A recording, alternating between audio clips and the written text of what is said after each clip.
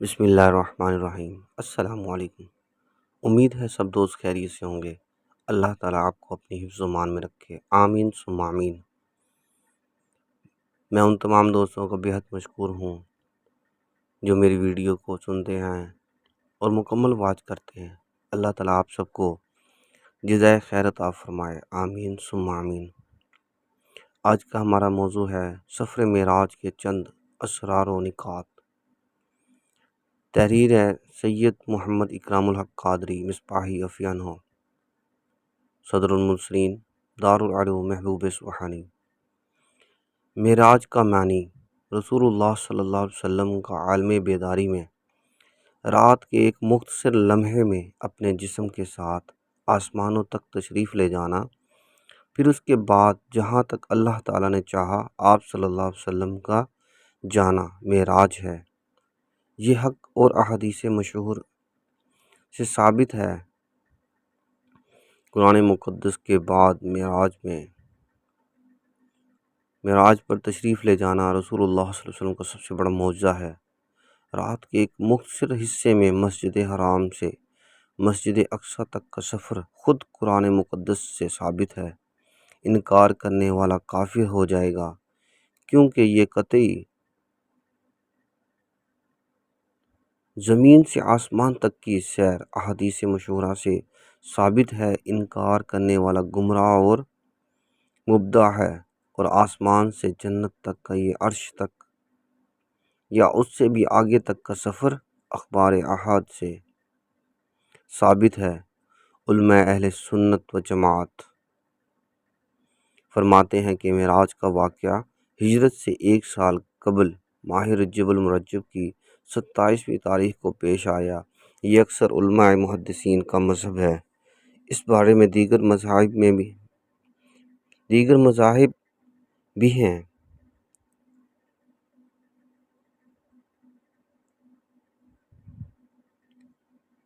اللہ رب العزت اپنے کلام ازلی میں ارشاد فرماتے ہیں، جس کا ترجمہ ہے وہ ہر عیب سے پاک ہے، جو اپنے خاص بندے کو رات کے مختصر حصے میں مسجد حرام سے مسجد اقصی تک لے گیا، جس کے ارد گرد ہم نے بے شمار برکتیں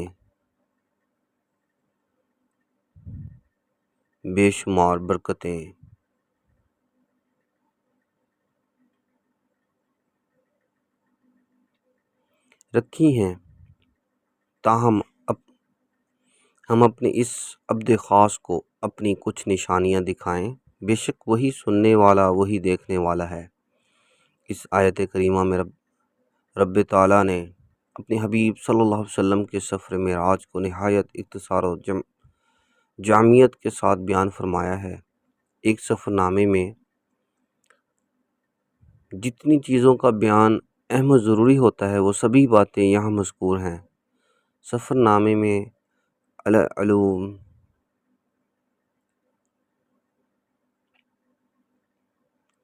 7 چیزوں کا بیان اہم ہوتا ہے۔ سفر کس نے کیا، سفر کس نے کرایا، سفر کی شروعات کہاں سے ہوئی، سفر کہاں منتہی ہوا، سفر دن میں ہوا یا رات میں، سفر کس مقصد سے ہوا، سفر کتنی مدت میں ہوا۔ قرآن مقدس کی شان اعجاز ملاحظہ فرمائیں کہ اس مختصر آیت کریمہ میں یہ 7 باتیں بیان کر دی گئی ہیں۔ سفر کس نے کرایا؟ فرمایا سفر اس نے کرایا جو سبحان یعنی ہر عیب سے پاک ہے۔ سفر کس نے کیا؟ فرمایا سفر اس نے کیا جو اس کا عبد خاص یعنی مخصوص بندہ ہے۔ سفر کا آغاز کہاں سے ہوا؟ ارشاد ہوا مسجد حرام سے۔ سفر کہاں تک ہوا؟ بتایا مسجد اقصی تک۔ سفر رات میں ہوا یا دن میں؟ فرمایا عصری یعنی اس نے رات میں سیر کرائی۔ سفر کتنی مدت میں مکمل ہوا؟ فرمایا لیلہ یعنی رات کے ایک نہایت قلیل لمحے میں۔ اس سفر کی غرض و غایت کیا تھی؟ فرمایا لنیرا یعنی یہ سیر اس لیے کرائی کہ ہم اپنے عبد خاص کو اپنی کچھ نشانیاں دکھلائیں۔ اس آیت کریمہ کی تفسیری نکات بیان کرتے ہوئے ماضی قریب کے مایہ ناز محقق و محدث حضرت علامہ غلام رسول صاحب علیہ رحمہ فرماتے ہیں، لفظ سبحان کے اسرار رات کے ایک قلیل لمحے میں اتنے عظیم الشان سیر کرا کے واپس لے آنا عادتاً محال تھا۔ اللہ تعالیٰ نے سبحان فرما کر یہ ظاہر کر دیا کہ مخلوق کے لیے تو یہ محال ہے، اگر خالق کے لیے بھی محال ہو تو یہ اس لیے نقص و عیب ہوگا اور وہ ہر عیب سے پاک ہے۔ اسی لیے بعض علماء نے فرمایا کہ اللہ رب العزت نے اس آیت کریمہ کے شروع میں سبحان ذکر کر کے واقعہ معراج کو ثابت کیا ہے۔ بعض علماء نے فرمایا کہ جب اللہ نے اس آیت کریمہ کے آغاز میں سبحان لا کر اس کے بعد اللہ جی ذکر کیا تو معلوم ہو گیا کہ جس نے حضور صلی اللہ علیہ وسلم کو معراج کرائی وہ سبحان ہے۔ اللہ تبارک و تعالی تو ہمیشہ سے سبحان ہے اور رہے گا، مگر اس کے سبحان ہونے کا کامل ظہور اس وقت ہوا جب اس نے اپنے حبیب صلی اللہ علیہ وسلم کو رات کے بالکل قلیل لمحے میں فرش سے عرش بلکہ اس سے بھی ماروہ کی سیر کروائی اور اسی لمحے انہیں عرش سے فرش پر لے آیا۔ اس لیے آیت کریمہ کے شروع میں سبحان نہ ہوتا تو معراج تو ثابت ہو جاتی، مگر اللہ تعالیٰ کے سبحان ہونے کا ظہور کامل نہ ہوتا۔ اس آیت کے شروع میں سبحان ہے اور آخر میں سمیع و بصیر ہے، اور یہ دونوں اللہ کی صفات اور اس کا ذکر ہیں۔ معلوم ہوا سیر معراج کی ابتدا بھی اللہ کے ذکر سے ہوئی اور انتہا بھی ذکر الہی پر ہوئی، اور سیر و معراج سے آپ صلی اللہ علیہ وسلم جو تحفہ نماز لائے وہ بھی اللہ کا ذکر ہے۔ حضور صلی اللہ علیہ وسلم کو عبد کہنے کا اصرار، عبد وہ ہوتا ہے جو بندوں کی طرف سے رب تبارک و تعالیٰ کے پاس جائے، اور یہ اللہ تعالیٰ کی طرف جانے کا موقع تھا، اس لیے اللہ تعالیٰ نے اس مقام پر رسول کہنے کی بجائے عبد فرمایا۔ پھر یہ بھی غور کرنا چاہیے کہ اللہ نے آپ صلی اللہ علیہ وسلم کو صرف عبد نہیں فرمایا بلکہ عبدہ یعنی اپنا بندہ فرمایا۔ اب تو دنیا میں ہزاروں کروڑوں ہیں، لیکن کامل عبد اور بندہ تو وہ ہے جس کو خود مالک کہے کہ یہ میرا بندہ ہے۔ اللہ رب العزت نے عبدہ کہہ کر اپنے حبیب صلی اللہ علیہ وسلم کی عظمت و شان اور آپ کے بلند مقام و مرتبہ کو بیان فرمایا ہے۔ سفر معراج کے موقع پر نبی صلی اللہ علیہ وسلم کو وصف عبدیت کے ساتھ ذکر کرنے سے یہ بتانا بھی مقصود ہے کہ آپ صلی اللہ علیہ وسلم کو یہ فضیلت اور یہ بلند مقام عبدیت کی وجہ سے حاصل ہوا، کیونکہ جو شخص اللہ رب العزت کی بارگاہ میں تواضع کرتا ہے، اللہ عز و جل اس کے رتبے کو بلند فرما دیتا ہے۔ نیز یہ بتانا بھی مقصود تھا کہ یہ معراج جسمانی تھی نہ کہ محض روحانی، کیونکہ عبد کا اطلاق لغت عرب فقط روح پر نہیں بلکہ روح و جسم دونوں پر ہوتا ہے۔ لفظ عصری کے اسرار اللہ رب العزت نے عصری کہہ کر یہ بتلا دیا کہ یہ سیر عالم بیداری میں ہوئی نہ کہ عالم خواب میں، کیونکہ اسرا کا معنی ہے کسی شخص کو عالم بیداری میں رات کے وقت لے جانا، خواب میں لے جانے کو اسرا نہیں کہا جاتا۔ حضرت علامہ غلام رسول صاحب قبلہ سعیدی رحمۃ اللہ علیہ نے شرح مسلم جلد اول میں واقعات معراج کے بڑے شاندار نکات و اسرار بیان فرمائے ہیں۔ افادہ عام کی غرض سے ذیل میں نہایت آسان لب و لہجے میں اختصار کے ساتھ ان کا خلاصہ پیش کیا جا رہا ہے۔ رات کے وقت معراج کرانے کے اسرار اللہ رب العزت نے اپنے محبوب صلی اللہ علیہ وسلم کو رات کے وقت سحر معراج کروائی، کیونکہ رات دن سے افضل اور اشرف ہے۔ افضل ہونے کی وجہ یہ ہے کہ یہ محبوبوں سے راز و نیاز کا وقت ہوتا ہے۔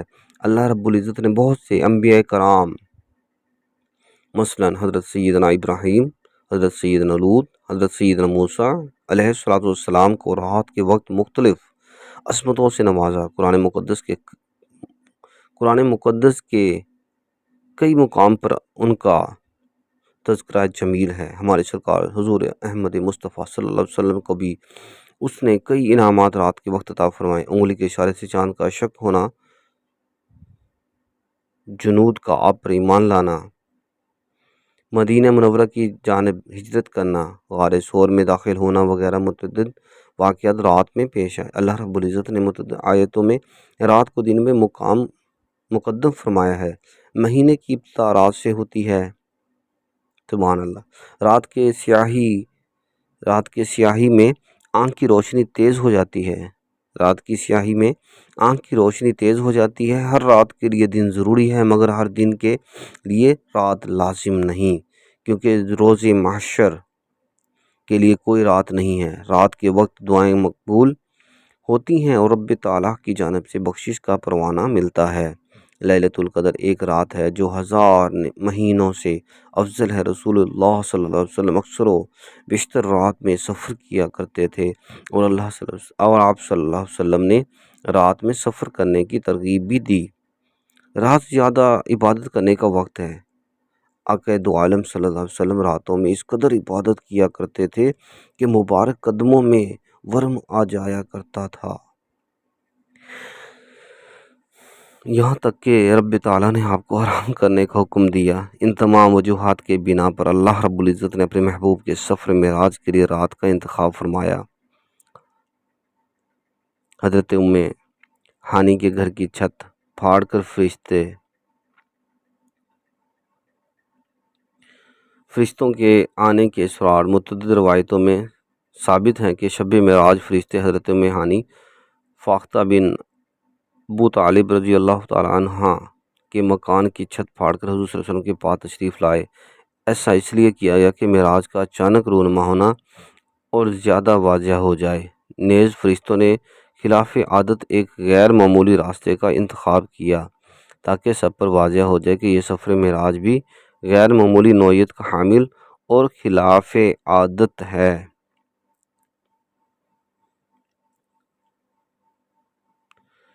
شک کرنے کی ایک وجہ یہ بھی بیان کی گئی ہے کہ حضور صلی اللہ علیہ وسلم کو تنبیہ ہو جائے کہ اس سفر میں آپ صلی اللہ علیہ وسلم کا سینہ مبارک بھی چاک کیا جائے گا۔ ایک وجہ یہ بھی ہے کہ معلوم ہو جائے کہ یہ سفر اوپر کی جانب ہوگا۔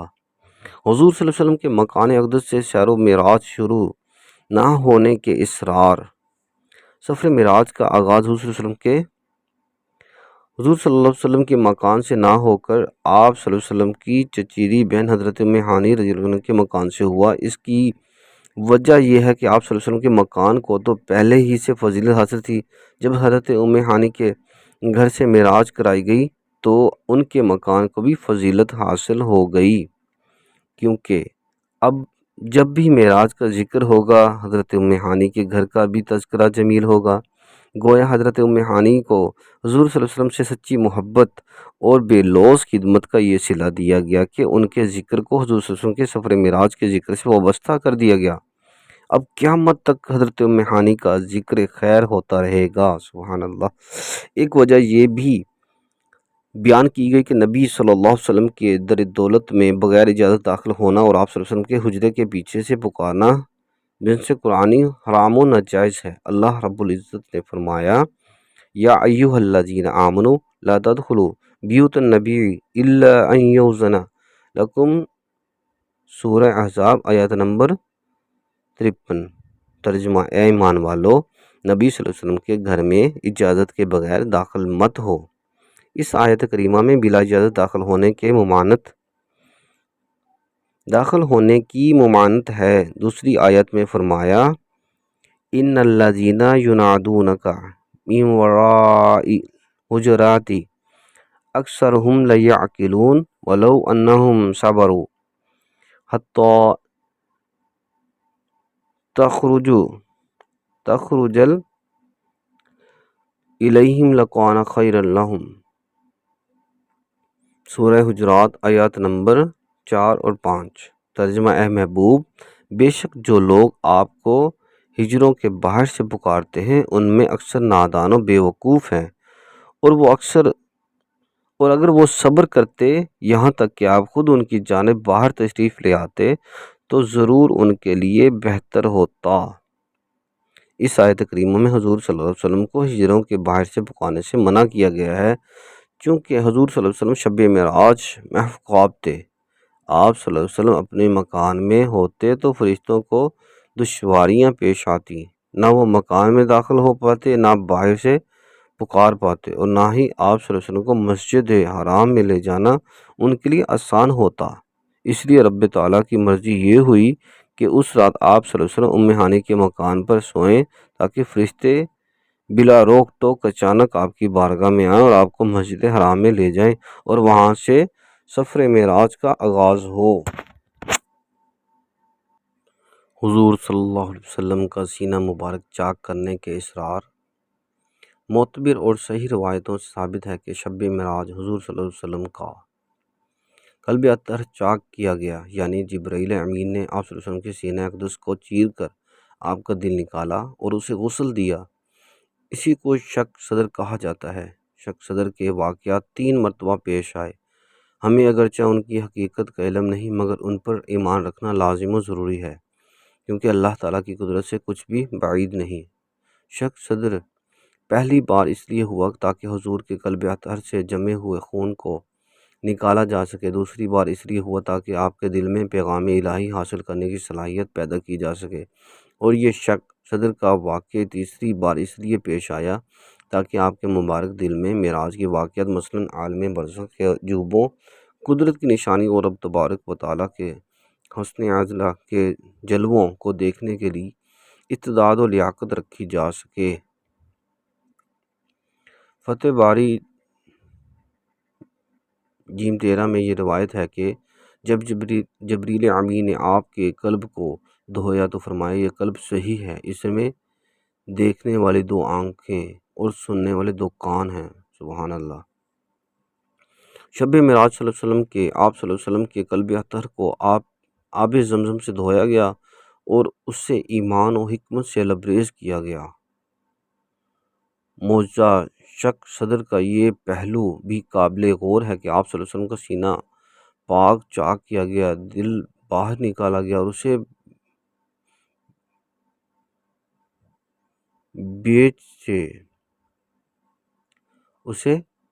بیچ سے چیر کر ایمان و حکمت سے بھرا گیا۔ یہ سب کچھ آپ صلی اللہ علیہ وسلم کی نگاہوں کے سامنے ہوا۔ نہ آپ کو بے ہوش کیا گیا، نہ آپ کو درد ہوا، اور نہ ہی ایک قطرہ خون باہر آیا۔ معلوم ہوا کہ آقا دو جہاں صلی اللہ علیہ وسلم کی بشریت بے نظیر و بے مثال ہے۔ آپ صلی اللہ علیہ وسلم کائنات میں سب سے زیادہ بہادر ہیں، اور آپ صلی اللہ علیہ وسلم کا حال و مقام تمام لوگوں سے زیادہ بلند و بالا ہے، کیونکہ کسی بھی بشر کے بارے میں یہ تصور نہیں کیا جا سکتا کہ اس کا سینہ چاک کیا جائے اور اسے بالکل درد نہ ہو۔ چیرنا تو درکنار، اگر کسی کے جسم میں ایک کانٹا بھی چبھ جائے یا چبو دیا جائے تو اس کی چیخیں نکل جائیں، زبان باہر آ جائے اور اس پر بے قراری کی کیفیت طاری ہو جائے، بلکہ میڈیکل سائنس کے اس عروج کے زمانے میں بھی کسی کو بے ہوش کیے بغیر اس کا ہارٹ آپریشن ممکن نہیں۔ اس لیے ہمارے امام نے کہا تھا کہ اللہ کی سرتا مقدم شان ہیں یہ، انسان نہیں انسان، وہ انسان ہیں یہ۔ قرآن تو ایمان بتاتا ہے انہیں، ایمان یہ کہتا ہے کہ میری جان ہے یہ۔ واقعہ شق صدر سے یہ بھی ثابت ہوا کہ حضور صلی اللہ علیہ وسلم اپنی حیات طیبہ میں دل کے محتاج نہیں، کیونکہ آپ صلی اللہ علیہ وسلم کا قلب نکالا گیا مگر آپ کی زندگی میں کوئی فرق نہیں آیا۔ ہر انسان اپنی بقا میں دل کا محتاج ہے، مگر اس قاعدے سے اللہ رب العزت نے اپنے محبوب صلی اللہ علیہ وسلم کو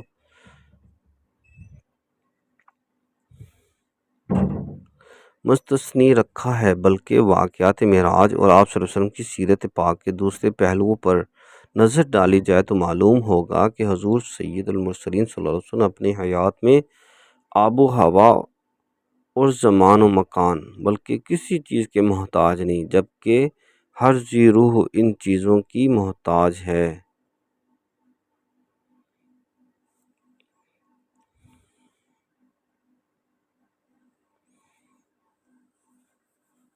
جی دوستو، امید کرتا ہوں آپ کو یہ انفارمیشن ویڈیو بہت اچھی لگی ہوگی۔ یہ بہت بڑی ہے، انشاءاللہ اس کا دوسرا پارٹ بھی کریں گے، اور میری نیکسٹ ویڈیو میں اس کی اگلی جو باقی جو حضور پاک صلی اللہ علیہ وسلم کی شان مبارک رہ گئی ہے معراج کے حوالے سے، وہ انشاءاللہ میری نیکسٹ ویڈیو میں آئے گی۔ تو جو بھی دوست میرے چینل پر نیو ہیں وہ میرے چینل کو سبسکرائب کر دیں، اور بیل آئیکن کو پریس کرنا بالکل بھی نہ بھولیں، اور لائک کریں اور اچھا سا کمنٹ کریں۔ یہ آپ کی طرف سے پیار محبت ہوتی ہے، حوصلہ افزائی ہوتی ہے۔ بہت بہت شکریہ آپ سب کی محبتوں کا۔ اللہ نے